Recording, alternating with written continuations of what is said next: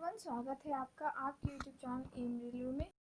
आज जो है हम इम्पोर्टेंट टॉपिक्स देखेंगे पूरे मेट्रो के लिए, इलेक्ट्रॉनिक्स एंड इलेक्ट्रिकल इंजीनियरिंग के बच्चों के लिए। माफ़ करना, थोड़ा टाइम हो गया इसके लिए। मुझे एक्चुअल में मेरे कोई भी इतने अच्छे फ्रेंड नहीं है इलेक्ट्रॉनिक्स एंड इलेक्ट्रिकल इंजीनियरिंग के, इसीलिए मुझे इतनी मदद नहीं मिली किसी से। हमने बहुत सारे स्टूडेंट से भी पूछा कि क्या आप हमें हेल्प करोगे, बट बहुत लोगों ने जो है हमारे ईमेल का रिप्लाई भी नहीं किया। इट्स ओके, हम लोगों ने अल्टीमेटली जो है एक स्ट्रैटेजी आप लोगों के लेकर आए हैं, और इसमें हमारी हेल्प की है हमारे एक मतलब बहुत दूर के फ्रेंड समझ सकते हो आप। उन्होंने हेल्प की है। वो मुंबई मेट्रो में अभी फ़िलहाल जॉब कर रहे हैं, तो उन्होंने सब कुछ हमें ये सारा चीज़ें ऐसे बता रखी है। मैं आपको वन बाय वन बताऊंगी, और हम लास्ट में डिस्कस करेंगे कि कौन से सब्जेक्ट से कितने मार्क्स आ रहे हैं। ठीक है, senior engineer and junior engineer के लिए स्पेशल जो है हम लोग डिफ्रेंशिएट कर कर लेके आए हैं कि कौन सा सब्जेक्ट से कितने मार्क्स आ रहे हैं, कौन सा सब्जेक्ट तुम्हारा आपके लिए बहुत ज़्यादा मतलब इम्पॉर्टेंट है, आपको करना ही है काइंड ऑफ। ठीक है, तो सबसे पहले मैं बता दूं, अगर प्रोनाउंसिएशन मेरा गलत होता है तो मुझे माफ़ कर देना। I belong to mechanical engineering, तो मुझे सिविल इंजीनियरिंग के भी प्रोनाउंसिएशन करने में प्रॉब्लम हुआ था, फिर भी बच्चों ने थोड़ा सा सपोर्ट किया, मुझे कुछ भी नहीं कहा। मैं पहले ही आप लोगों से माफ़ी मांगती हूँ अगर प्रोनाउंसिएशन गलत होता है, कुछ बताने में गलती होती है, क्योंकि मेरा ये डोमेन है ही नहीं, मुझे इतना ज़्यादा पता नहीं है। फिर भी बच्चे बहुत ज़्यादा बोल रहे थे कि मैम प्लीज़ बता दो बता दो। तो हमने बहुत लोगों की हेल्प लेकर अल्टीमेटली आपको एक स्ट्रैटेजी दी है। और हाँ, जो ये स्ट्रैटेजी जिसने मुझे बताई है वो सेलेक्टेड कैंडिडेट है, तो प्लीज़ आप शक मत करना कि मैम आपको क्या पता है, इस तरह के क्वेश्चंस नहीं आते। मुझे लिटरली पता नहीं है जो इलेक्ट्रिकल इंजीनियरिंग का, बट जहाँ तक जिन लोगों को पता है, जो सेलेक्टेड है, उन लोगों ने बता रखा है आपको, है ना। तो प्लीज़ उतनी तो हमारी रिस्पेक्ट कीजिए। इस वीडियो को लाइक करना, सब्सक्राइब करना मेरे चैनल को, और शेयर भी करना इस वीडियो को। एंड प्लस वन थिंग, आपको जो है जीके के लिए टेंशन लेने की ज़रूरत नहीं है। एम रेलवे बहुत बढ़िया प्लान लेकर आने वाला है आप लोगों के लिए। काइंड ऑफ नेक्स्ट वीक तक हम लोग वो प्लान पूरा कंप्लीट कर देंगे।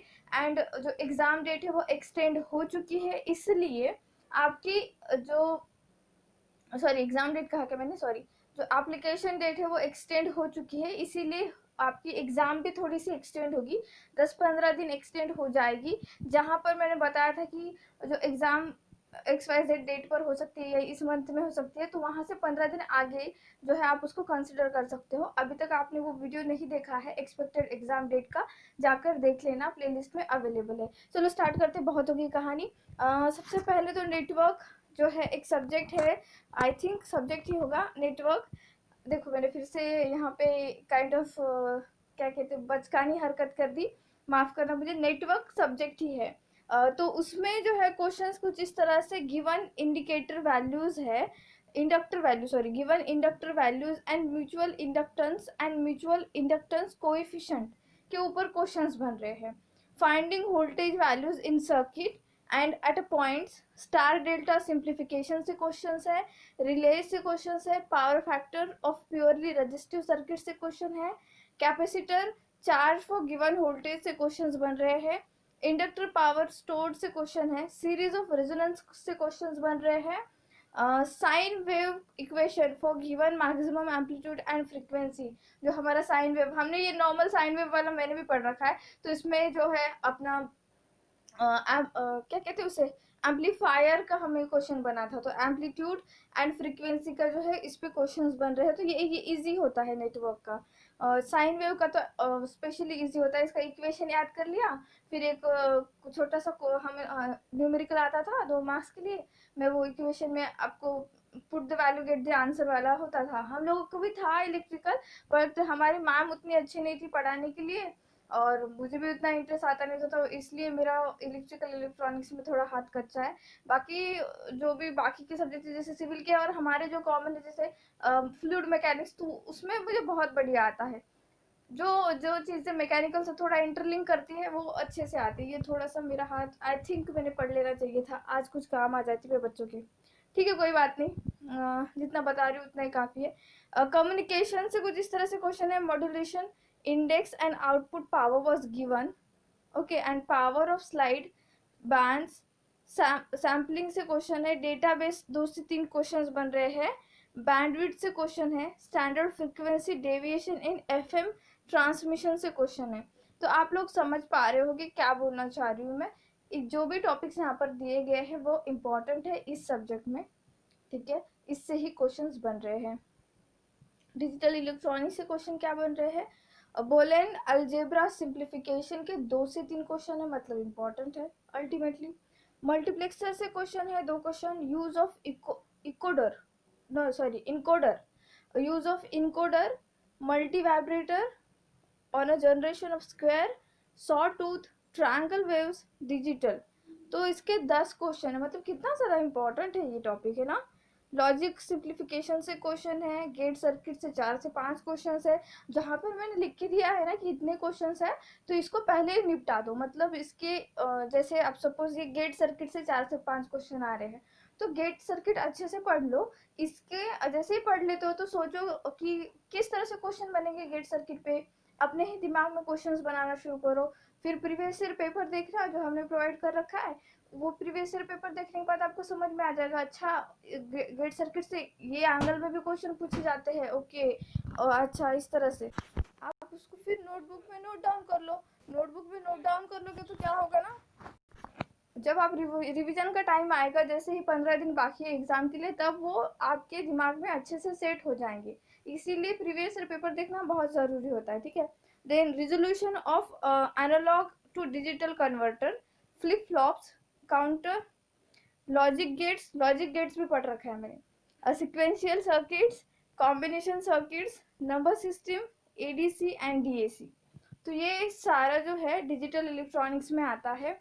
इलेक्ट्रॉनिक्स का देखो, इलेक्ट्रिकल के बच्चे ऐसे मत सोचना कि मुझे इलेक्ट्रॉनिक्स नहीं पढ़ना पड़ेगा, ज़रूर पढ़ना पड़ेगा, पढ़ना ही होगा आपको। आपको पता है क्या, हमारा जो कौन सा एग्ज़ाम होता है, बीएमसी का एग्ज़ाम होता है, वहाँ पर हम लोगों को इलेक्ट्रिकल का भी पढ़ना पड़ता है, इलेक्ट्रॉनिक्स का भी 20 मार्क के लिए आता है, बट अच्छे खासे क्वेश्चंस बनते हैं। तो मैकेनिकल के भी बच्चे या फिर इलेक्ट्रिकल के भी बच्चे, अभी बीएमसी की वैकेंसीज आने वाली है, कुछ एंड ऑफ द ईयर आएगी या मिड ईयर में आ जाएगी।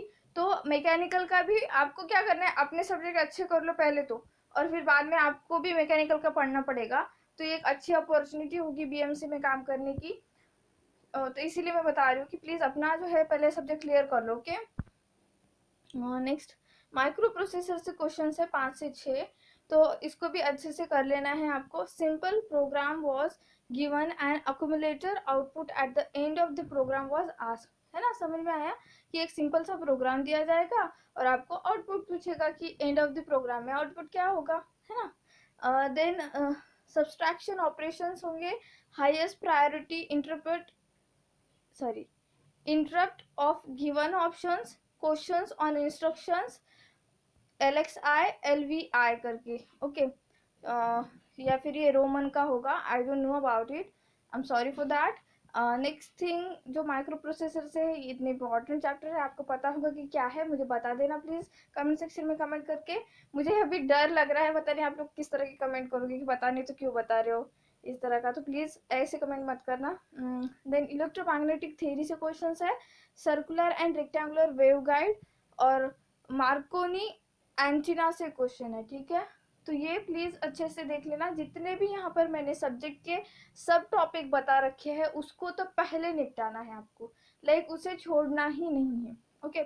इलेक्ट्रोमैग्नेटिक थ्योरी हो गया। नेक्स्ट है कंट्रोल सिस्टम। तो कंट्रोल सिस्टम में क्या है, lag, lead, compensator, negative feedback advantages, less weightage for EDC and analog circuits, okay. तो कुछ इस तरह का है ये। कम जो है वेटेज मिला है ईडीसी एंड एनालॉग सर्किट को, तो मत करना। लैग, लेट, कॉम्पेंसेटर करना, नेगेटिव फीडबैक एडवांटेजेस करना, ठीक है। देन एनालॉग इलेक्ट्रॉनिक्स से करना, जिसमें डायोड है, एफईटी है, बीजेटी है, सेमीकंडक्टर है, मल्टी स्टेज एम्पलीफायर है, नेगेटिव फीडबैक एम्पलीफायर है, पावर एम्पलीफायर है, मतलब अल्टीमेटली सारे एम्पलीफायर है, ऑस्किलेटर है। Then try questions with a diagram was given and the type of electronic device was asked, okay। आपको डायग्राम दिया जाएगा और पूछा जाएगा कि ये कौन सा डिवाइस है ना। तो डायग्राम भी अच्छे से देख के जाना है आपको। CMMR of op amp, output amplifier है शायद ये। देन MOSFET से क्वेश्चंस बन रहे हैं आपके, ठीक है, आप लोगों को समझ आ रहा होगा, आपका सब्जेक्ट है ये। EM थ्योरी से क्या क्वेश्चंस बन रहे हैं, magnitude of E field, polarization, radar, radar theory से 1 से 2 क्वेश्चंस बन रहे हैं, ठीक है। तो प्लीज ये अच्छे से करके जाना जितना भी यहाँ पर लिखा गया है। देन पावर इलेक्ट्रॉनिक्स से क्वेश्चंस बन रहे हैं, इन्वर्टर पे, चॉपर पे, है ना, साइक्लो कन्वर्टर पे। और ये क्या है, कौन सी फैमिली है, थायरिस्टर फैमिली, थायरिस्टर फैमिली से क्वेश्चंस बन रहे हैं। तो पावर इलेक्ट्रॉनिक्स भी अच्छे से करके जाना, जितना सब टॉपिक दिया है वो इम्पोर्टेंट है। अब देखो यहाँ पे हमने डिफ्रेंशिएट किया है कि सीनियर सेक्शन जो है, सॉरी सीनियर इंजीनियर जो है उनको कितने क्वेश्चंस बन रहे हैं और जूनियर इंजीनियर को कितने क्वेश्चन बन रहे हैं हर एक टॉपिक का, हर एक सब्जेक्ट का। जैसे नेटवर्क थ्योरी से 12 क्वेश्चंस बन रहे हैं, इधर 11 क्वेश्चन बन रहे हैं। तो दोनों के लिए भी ये सब्जेक्ट जो है मोस्ट इंपॉर्टेंट है, network. Okay, next thing, EMF से कितने क्वेश्चन बन रहे हैं, 5 क्वेश्चन सीनियर इंजीनियर में, जूनियर इंजीनियर में 7 क्वेश्चन। तो जूनियर इंजीनियर के लिए EMF टॉपिक जो है, EMF टॉपिक इम्पॉर्टेंट है। देन सिग्नल से 3 क्वेश्चन बन रहे हैं, यहाँ पे भी 3 क्वेश्चन बन रहे हैं, तो दोनों के लिए सेम है वेटेज, अच्छे से करना। मशीन से 13 क्वेश्चन बन रहे हैं और जूनियर इंजीनियर में 20 क्वेश्चन बन रहे हैं मशीन से। मतलब देखो कितना हाईलाइटेड टॉपिक है आप लोगों के लिए, नेटवर्क से भी ज्यादा हाईलाइटेड है। पावर सिस्टम, पावर सिस्टम से 10 क्वेश्चन यहाँ पे बन रहे हैं, 12 क्वेश्चन यहाँ पे बन रहे हैं। तो जूनियर इंजीनियर बच्चों प्लीज, आपका जो भी जूनियर इंजीनियर की जितने भी वैकेंसीज आपने फिलअप कर रखे हैं पोस्ट के लिए, आप एलिजिबल हो, तो जितने मैंने बता रखे हैं यहाँ पे उतना अच्छे से करना। ओके, नेक्स्ट कंट्रोल सिस्टम से 10 क्वेश्चन सीनियर इंजीनियर के सेक्शन में बन रहे हैं एंड देन जूनियर इंजीनियर के सेक्शन में सिर्फ 8 क्वेश्चन बन रहे हैं इससे। मेजरमेंट से 4 क्वेश्चंस और 10 क्वेश्चन जूनियर इंजीनियर के लिए। मेजरमेंट का आई थिंक इजी वन होता है, सारे के सारे मेजरमेंट डिवाइसेस के बारे में होता है, लिस्ट काउंट बताना होता है, एरर हुआ तो क्या होता है, इस तरह की कुछ चीज़ें बतानी होती है, या फिर डिवाइस में एरर कितने कितने टाइप के, ऐसे क्वेश्चंस बन जाते हैं आप लोगों के लिए, ठीक है। मुझे थोड़ा थोड़ा याद आ रहा है। देन एनालॉग एंड डिजिटल से 6 क्वेश्चन यहाँ बन रहे हैं सीनियर इंजीनियरिंग में, सीनियर इंजीनियर में एंड जूनियर इंजीनियर में 8 क्वेश्चन बन रहे हैं। पावर इलेक्ट्रॉनिक्स से 10 question senior engineer, 2 question for junior engineer. तो पावर इलेक्ट्रॉनिक्स जूनियर इंजीनियर वाले चाहे तो लास्ट में आप उसको सब्जेक्ट को रख सकते हो, ठीक है।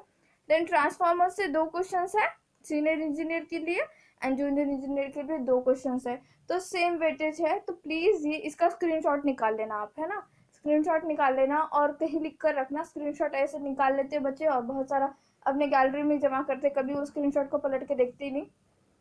तो कहीं पर भी अपने नोटबुक में, नोटबुक के स्टार्टिंग में लिख लेना कुछ इस तरह से, जो भी सीनियर इंजीनियर के लिए अगर आप एलिजिबल हो तो वहाँ पे आप लिख लो। अगर जूनियर इंजीनियर का एक पोस्ट वैकेंसी के लिए आपने फॉर्म फिलअप किया तो लिख लो अपने नोटबुक में। और फिर ऐसे कि पहले नेटवर्क खत्म कर दूंगा, फिर ये मतलब लाइक कि IMF का जो EMF पूरा कंप्लीट कर दूंगा, पावर सिस्टम कंप्लीट कर दूंगा, इस तरह से जो है आपको करना है, ठीक है। तो वन बाय वन सब्जेक्ट खत्म करो, अच्छे से उसका रिवीजन स्टार्ट करो। लाइक कैसे करना है ना, पूरा हफ्ता पढ़ना है अच्छे से, सैटरडे संडे रिवीजन देना है। अगर आप रिवाइज नहीं करोगे पॉसिबल नहीं है आपका एग्जाम निकलना, क्योंकि बहुत सारे बच्चे बहुत अच्छे अच्छे जो टॉपर भी, बहुत ज़्यादा टॉपर भी कहते हैं कि रिवीजन मस्ट है, तो पूरा पढ़ लेते हैं हम सिलेबस, और अगर उसका रिवीजन नहीं करते तो पूरा सिलेबस खत्म करने का कोई मतलब नहीं बनता है। तो पहले सिलेबस पूरा खत्म करो 5 दिन, देन सैटरडे संडे अच्छे से उसका रिवीजन करना है, ठीक है। बार बार वही चीज़ें पढ़ो, बहुत काम आती है। क्योंकि जब MCQ टाइप में क्वेश्चन आते हैं ना तो बहुत ज़्यादा हम कंफ्यूज हो जाते हैं। आपको लगता है A भी ऑप्शन हो सकता है, B भी हो सकता है, C भी, कभी कभी D, पूरे 4 भी ऑप्शन लगते हैं कभी कभी। तो इस तरह का ना हो आपके साथ, इसलिए मैं आपको सजेस्ट करूंगी रिवीजन करना मस्ट है। Thank you so much for watching, please subscribe my channel, share this video, like this video and please keep revising. अगर कुछ भी प्रोनाउंसिएशन गलत हुआ, बताने में गलत हुआ तो मुझे माफ़ कर दीजिए, बट मेरा उद्देश्य, मेरा इंटेंशन, मेरी टीम का, हम सबका एक ही उद्देश्य था, आप लोगों की हेल्प करना, क्योंकि आप लोगों को शायद कोई इतना अच्छे से बता नहीं पा रहा है इलेक्ट्रिकल इलेक्ट्रॉनिक्स वालों को, इसीलिए बच्चे हमें बहुत ज़्यादा रिक्वेस्ट कर रहे थे। तो अल्टीमेटली हम लोगों ने आपके लिए इस तरह की स्ट्रैटेजी है, स्ट्रैटेजी नहीं कह सकते हम, अल्टीमेटली हमने आपके लिए इंपॉर्टेंट टॉपिक्स बता रखे हैं, इसी से पढ़ाई करना। और मुझे लिटरली माफ़ करना अगर मैंने प्रोनाउंसिएशन में गलती कर दी या कुछ बताने में गलती कर दी, ठीक है। Thank you so much.